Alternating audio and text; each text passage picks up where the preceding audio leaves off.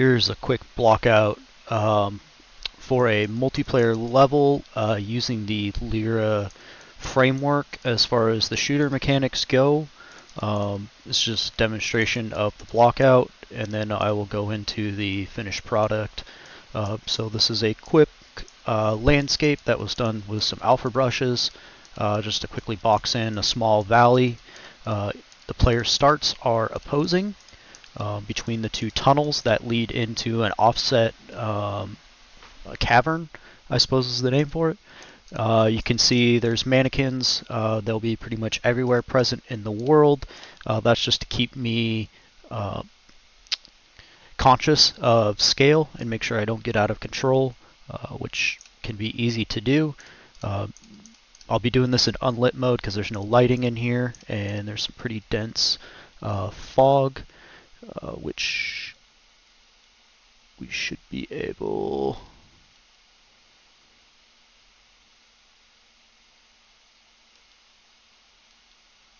Actually, you know what?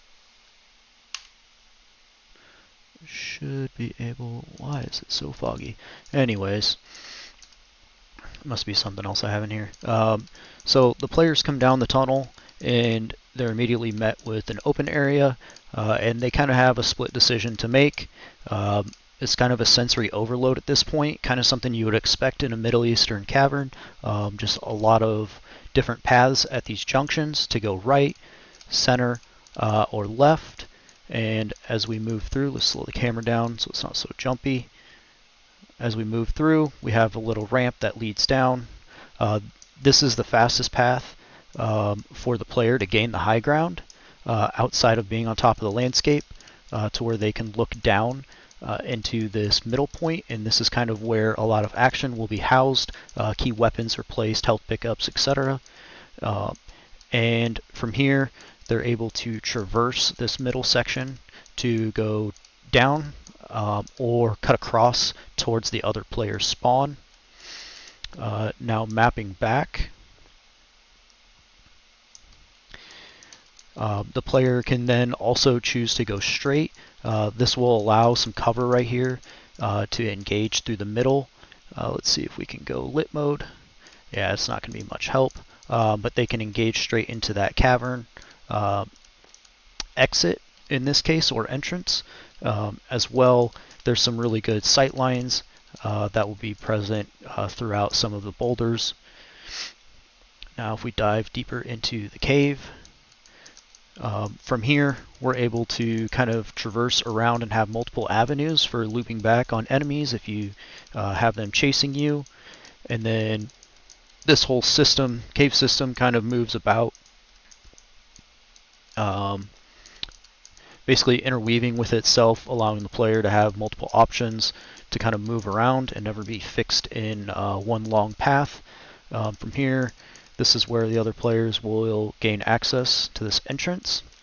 If you were to drop down into the middle, you have 3 options present, and the big point for this is if a player falls down in this middle, they're pretty much fish in a barrel at this point. So kind of to create some unique ways and unique sight lines for Lyra as a shooter was to present them with some options to kind of move around the map. And this section can take you back towards the player's start for, let's call this the blue team over there. And then so they could immediately drop down, come down here, and they can go left towards fish in a barrel spot, or they can go right and kind of peek up this ramp, get some sight lines. If not, they can dip down, dashing, get some more sight lines. This leads up to where the players would come out of the tunnel. Alternatively, they can come around this way if you're on the opposing team, and you can meet them down in the tunnels, and you can kind of either catch them out of there, or you can push across and then hop up and out towards their spawn right here. So there's a lot of really interesting movement that can happen as far as this underneath area goes. That being said, this is a 12v12 setup as far as map size goes, and what's not blocked out currently is the town, which you'll see in the next video.